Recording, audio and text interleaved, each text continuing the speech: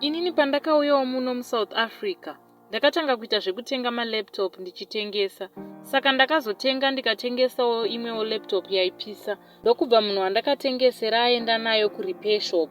Munhu aigadzira laptop iyo yakabva aona macode files nemadocket files mulaptop yacho. Ndokubva afonera mapurisa.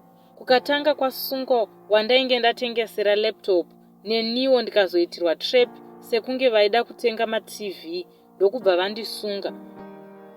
Uku ndokusungwa kwandakatoitwa. Ndokupiwa mutongo. Asi ndava mujeri ndakasangana neproblem yekuti ndiri kunze ndaiva a-chain smoker. Ndaitova dependent kuzvinhu zvakaita sembanje kunyanya. Saka zvakandiafecta pandaiva mujeri nekuti ndaisava na N1 aiuya pamavisitation kuzondiona nekundivigirawo fodya. Saka ndaitodhipenda nekusvuta zvimastabhu zvaisiwa nevamwe.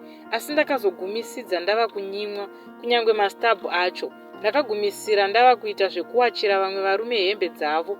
Pandakazochinjwa jeri ndichiiswa kune rimwe, ndipo pandakazotanga kugara ndichishare cell nevarume vaigara vaine access kufodya nembanje. But varume ava vaive netsika yekusangana pachavo. Ininiwo semunhu akatadza kuregedza fodya nembanje, dzaiti kana dzava kusvutwa ndainzwa musoro wava kutema nekuona vamwe vachisvuta. Saka ndakabva ndatanga ndazoguma ndava kuzvitengesawo muviri kune varume ava nekuda kwefodya. Nawo ndakapika ndikapedza. Zvino ndava nedambudziko rekuti kana ndikaita bonde handichina zvandinonzwa. Handida hangu vanhurume, asi secret yangu iyi inondidya mwoyo kunyange ndirere nemukadzi. Kana ndikafunga kuti ndakamboitwa mukadzi wemumwe murume ini ndiri murume, chokwadi zvinhu izvi zvinotondirwadza veduwe nekundishungurudza.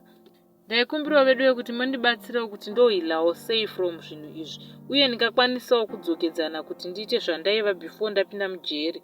Hau veduwe, I know kuti ndichatukwa, asi kubva zvandabuda mujeri handina kana kuzombosangana nemumwe murume zvekare.